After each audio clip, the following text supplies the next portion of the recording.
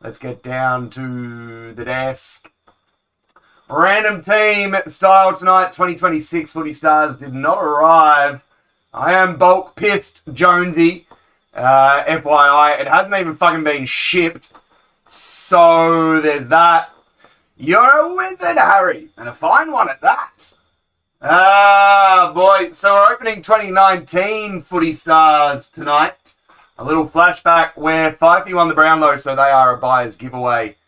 The break is at the bottom of the screen. They are $9 spots. And someone's getting Freo. And hopefully we hit the predictor of Fifey. But those that know, this is our AFL podcast that we always get into to start the show. The week that was and the week that will be. We obviously start with the week that was, having a look at last week's results. We move ahead to the week that will be and some ins and outs, my tips, and a whole lot more. Joining the chat the whole way through. And let's roll. The ladder looks like this after the week that was. Round 2 is done. Hawks versus Swans got it started on the Thursday night. Jack Gunston was a star. Hawks were inaccurate but damaging when it mattered. Crows versus the Dogs on Friday Night Football. We watched that last week on Friday Night Lights. Oscar Baker arrived. He was the match winner, but how about that Isaac Rankin goal from the boundary? A very close game, good game of football too. The Dogs getting up. The Suns annihilated Nozza. Annihilated Richmond. Truck blew his hammy. Ben King and Ethan Reid combined for 11 goals. The forward setup at the Suns looks good. TJX. Aiden, how are you? Scotty R, what's up? Feel free to grab a spot in the break tonight. I'll pin the first spot. One random spot gets Fremantle as we chase Fife's Brownlow predictor. The Saints just held on against the Giants. They surged late. Saints are only able to kick 3 goals after half-time. They sucked, but they got home. Josh Tracy is legit as the Dockers accounted for the D's easily, Charlie.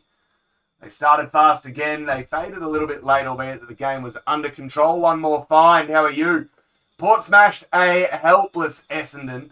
We'll speak more about them shortly. Connor Rosie does the hammy. Stacey.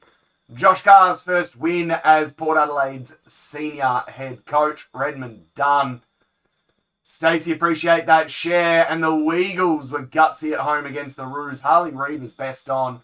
Their first win in 10 months. Coming from 30 behind to win. And the Roos get done in the West. We mentioned Essendon very briefly, and I want to touch on them a little more.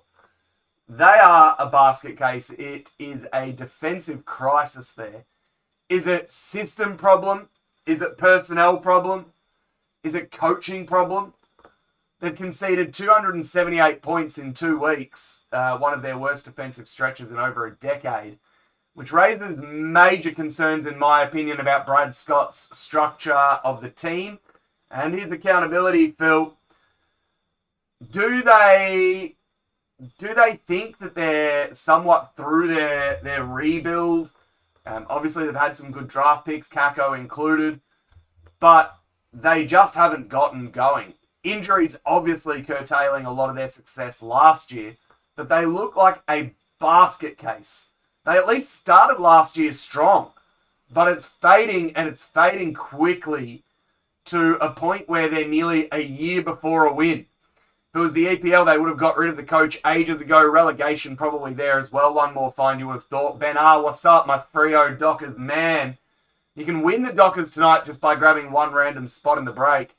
Fremantle is the giveaway, given that they've got the Brownlow predictor of Fifey, and he won it all. But back to Essendon.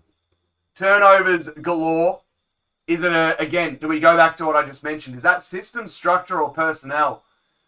They had so many dropped hand passes, missed easy marks, which didn't necessarily affect the next sort of 1 or 2 seconds. They still got possession, but it wasn't clean possession. They couldn't look upfield. They were immediately under pressure and worried about a tackle. It just looked like an absolute mess from start to finish, in my opinion, for the Dons. Do they need to go back to the draft again? And are we already talking about this in round 3 being where Essendon is stationed? It just worries me, Josh, that this could be what we're going to get out of Essendon for the year. Can they go through the whole year undefeated? No. Can they go through the whole year beating anybody? Possibly also no. Does this mean that Scott is gone? I had them bottom 4 as well, but I didn't have them losing this badly and ugly, Gronky. So how does this relate to Brad Scott and the pressure on him? Surely if we get to gather round and Essendon still look this ugly, Timbo, there's a strong chance, a very strong chance, that we just have to say goodbye to Brad Scott.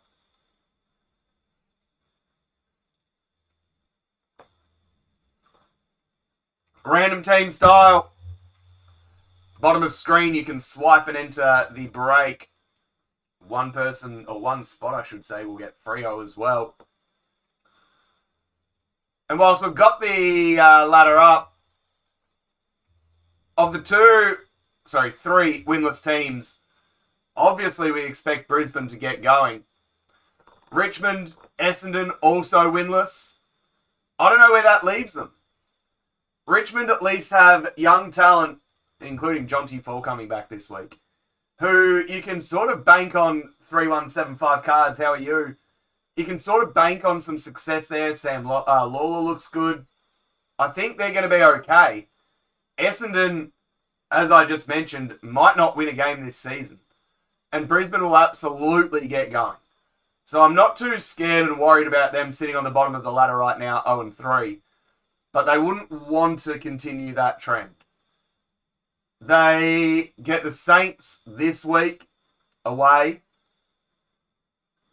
That's not the easiest game in the world right now, Dave.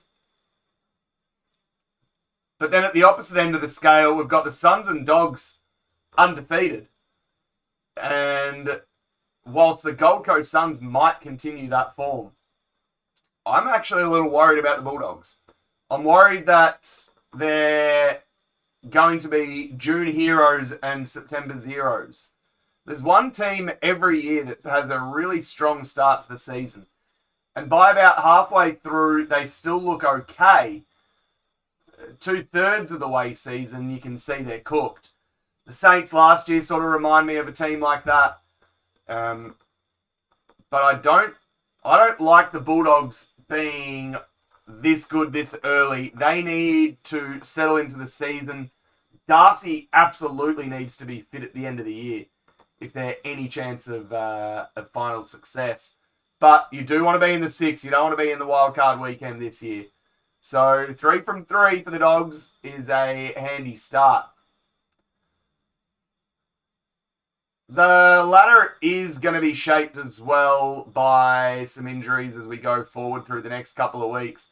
Port Adelaide currently in 7th. They're going to lose Connor Rozee for a significant amount of time. And they're not that deep in the midfield through the 2s. Jason Horne-Francis will likely step up and get some more minutes in the midfield, especially if you're a Supercoach fan. Have a look for JHF coming through for some more minutes. The other one, if you're a Supercoach fan, Dane Zorko is going to be a pig coming back off the next few weeks. Gets a couple of very easy games and should score well. The soft tissue injuries and the hamstrings throughout the league are a problem, Gronky. Young, Rozee and Truck. Oh boy, that's not a good tandem to have across the midfield. Gronky, Young, we'll talk about him when we get to Fremantle in a minute. But you've got some problems there. You've got some problems, Tim Dog, if you've got Petrarca, Rozee and Young running around your Supercoach. Rozee especially going to miss some time. Truck, from memory, isn't quite as bad at the Gold Coast Suns. And Young, I think, is a 3-week extension onto the one that he was only going to miss. But those injuries are going to shape some of the storylines moving forward. Brisbane have got some injury concerns. And you'd think they start to look ahead to getting a couple of players back. We move on briefly. And contracting has started already.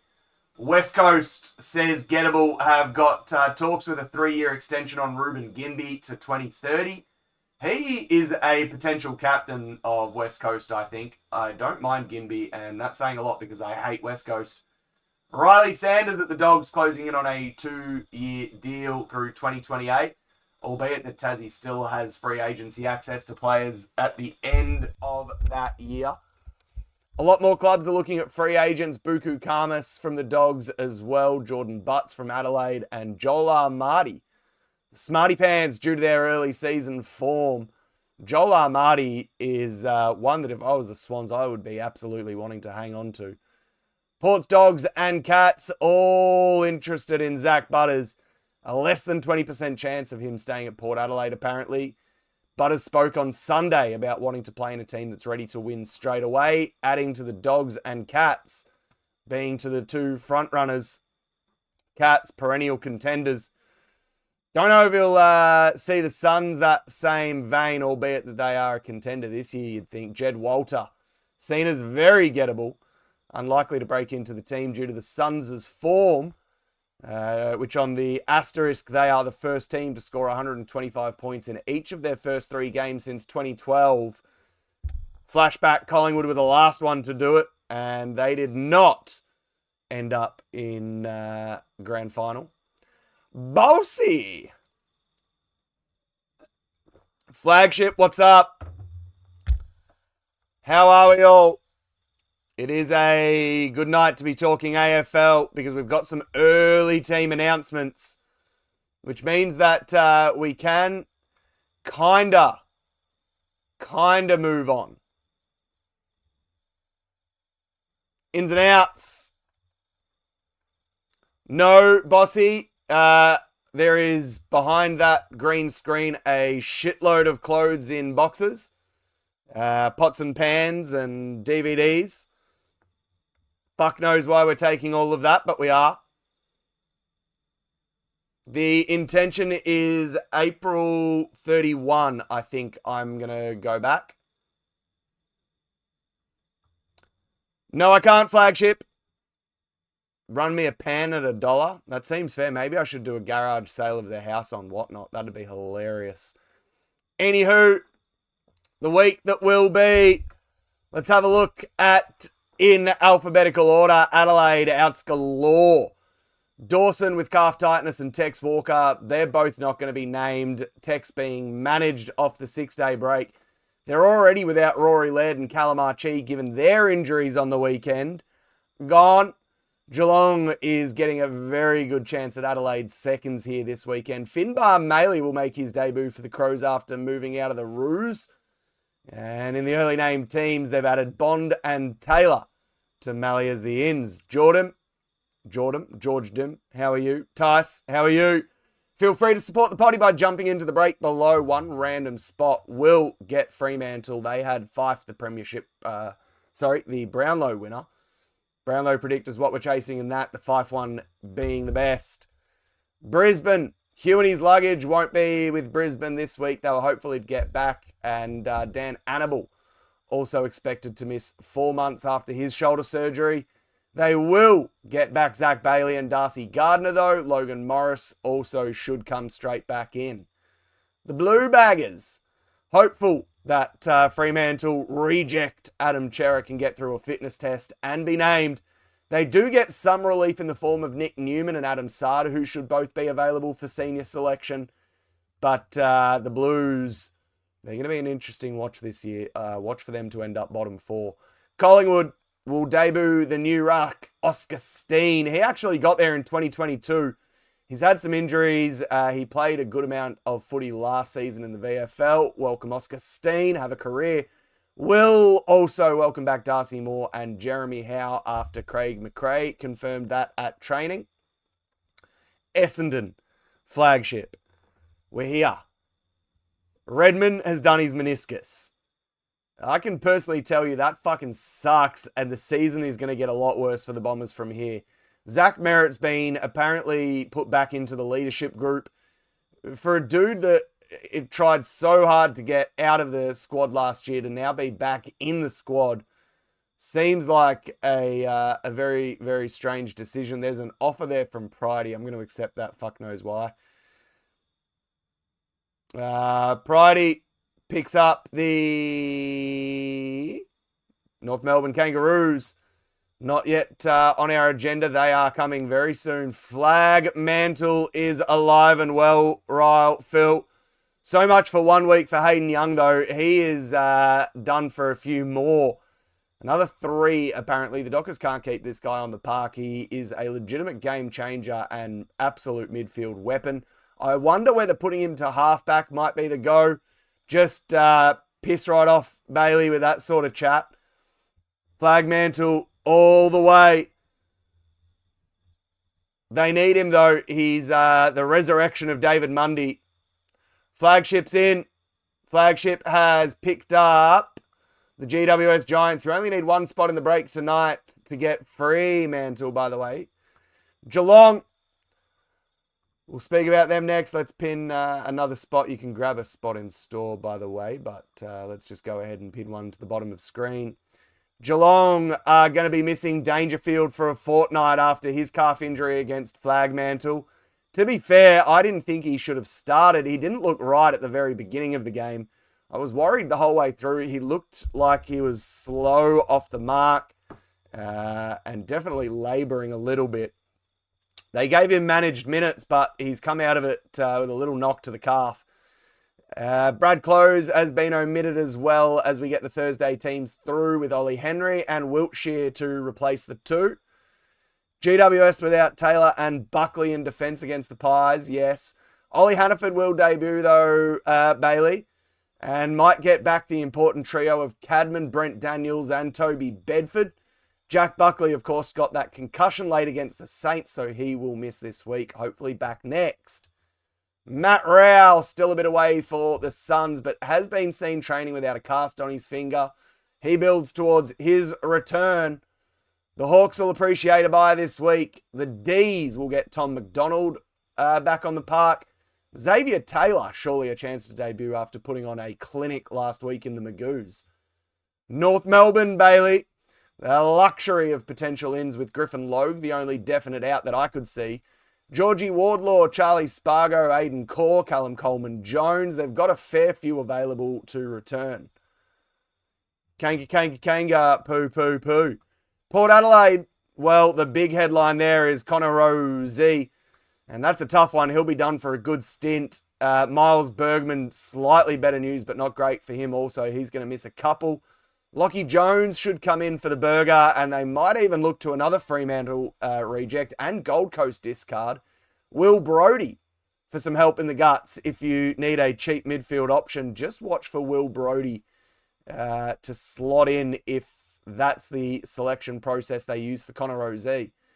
Richmond have Tom Lynch missing up to 5 weeks with a hammy, and the Nank with the same injury will miss up to 8. God knows what Richmond are going to do without Tom Lynch up forward, but Jonty Fall, you'd think, will come in. The Saints, the big spenders, will lose Anthony Caminiti for up to 6 weeks. That's another hamstring strain for the league, and whilst Charlie Banfield dislocated his shoulder again in the Magoos, there's going to be a few going without. Why didn't that pin? Let me pin. Pin. Thank you.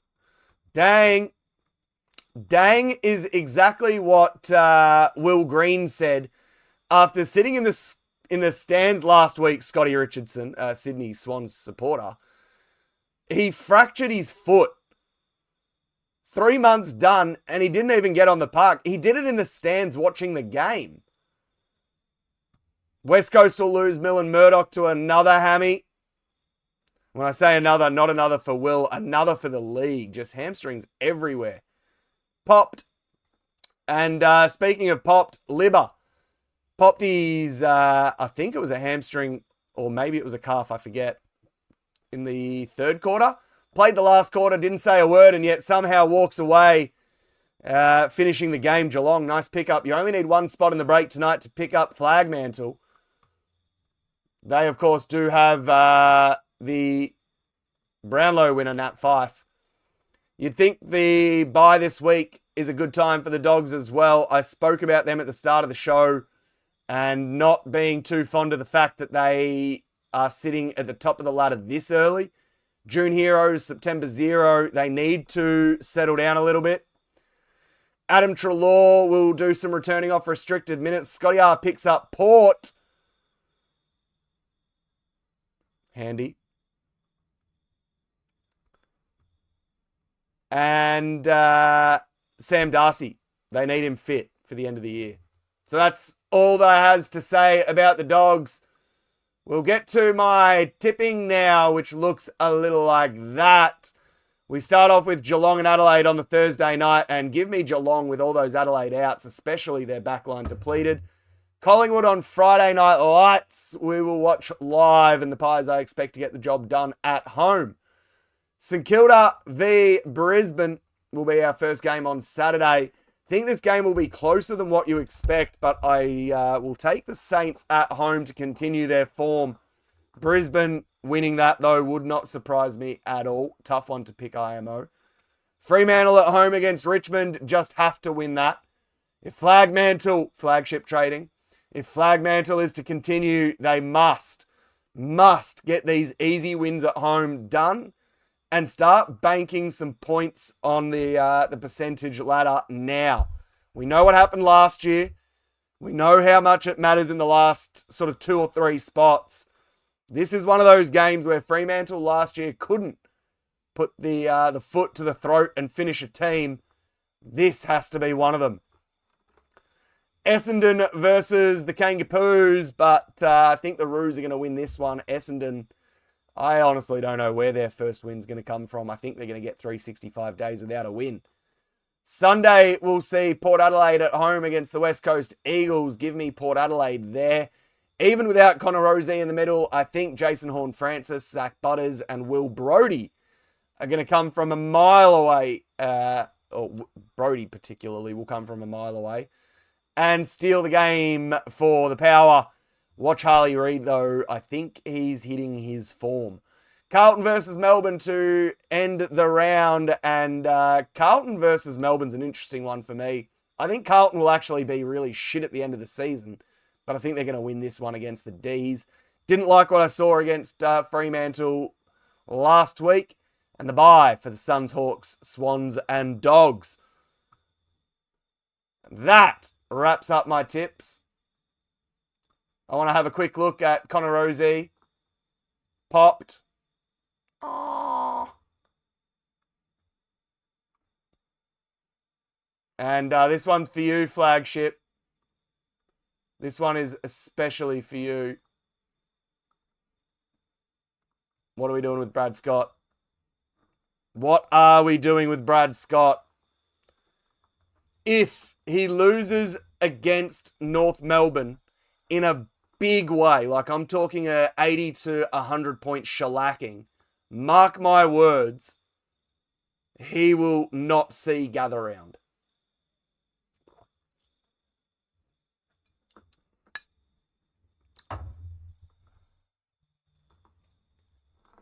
But who do they put in then to try and get them back? Ring up Sheeds. Start swinging the scarves. They've got great talent that they can't keep on the park. Ridley, Redmond, like their injury list already sucks. Let me bring it up. And you can only give them so much of a pass mark. Nick Bryan's a week away. Nick Martin's already done for the season. Redmond's 6 to 8 weeks. Setterfield 2 to 3. Dyson Sharp, their young fella, to hurt his ankle. Vicentini 6 to 8 weeks. Like, these are guys that Angus Clark has syndesmosis, and they're saying 3 weeks, but syndesmosis can be one of those things that can cruel a season. I just have no idea what they're going to do. I feel like they're in a world of shit, the Bombers.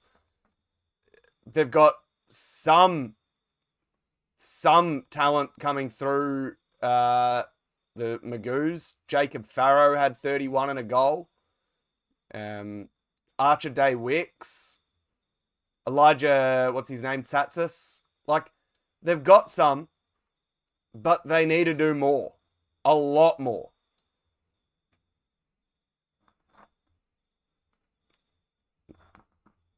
I am of the opinion that it's tear the club apart time. Sack the coach. New CEO.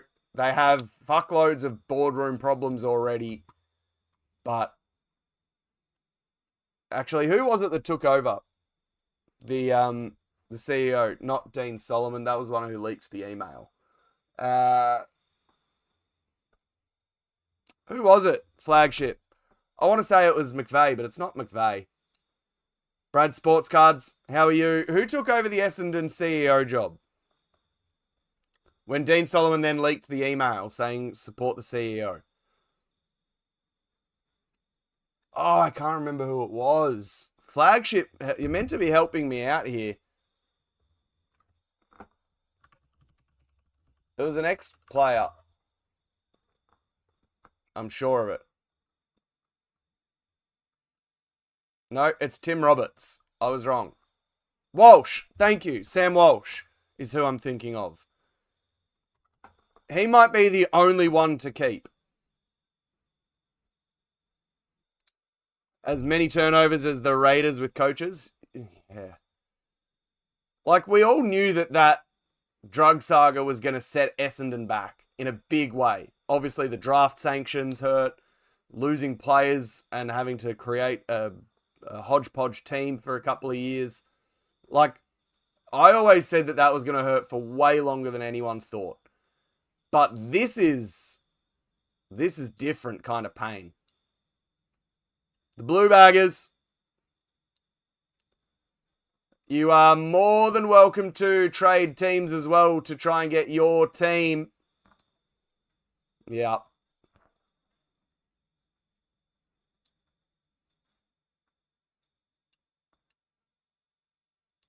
They've gotten worse, though, when getting out of those sanctions. Well, that's kind of my point, that you knew it was going to hurt for a period longer than what people were talking about. Those draft sanctions were way, way worse than the vast majority of people spoke about. But I'll admit I didn't think it was going to take this long for Essendon to get back to some level of success. They're one of those big four clubs. They have really, a decent base now out at Tullamarine. They've spent the money to build that facility up.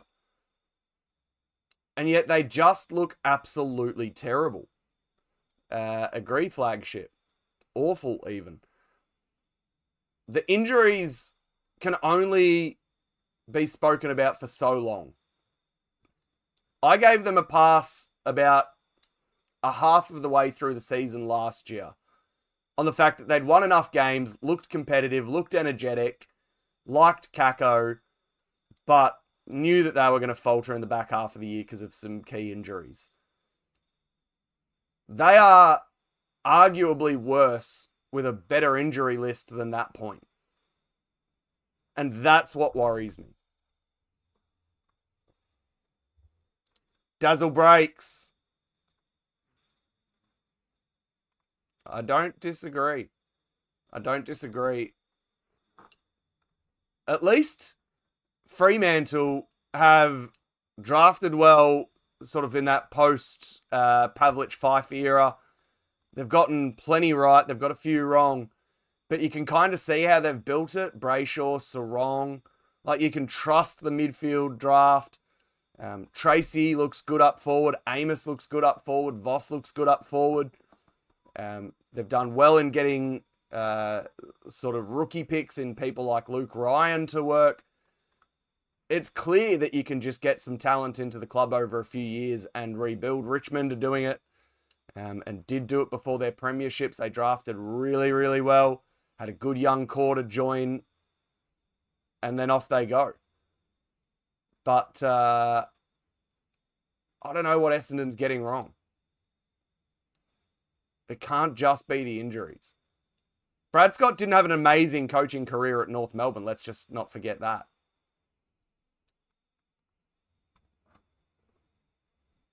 But alas, the potty is done. Thank you to everyone who tuned in for the potty. 8:30 every Wednesday night through the AFL season, the week that was and will be our AFL potty. You can follow us on all the social platforms. Support the potty by entering the break. And goodbye to our YouTube lurkers. Our whatnot arena remains.